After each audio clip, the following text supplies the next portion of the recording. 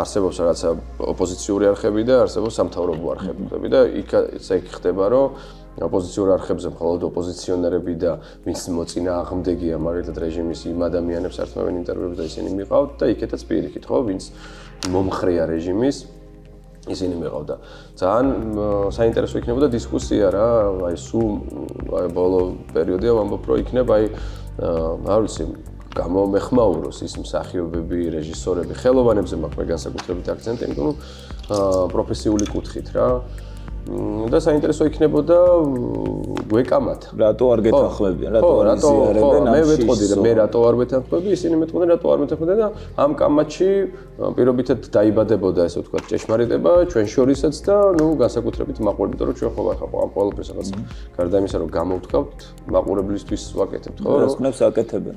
ხო. რაც შეეხება ამ ახალ კანონს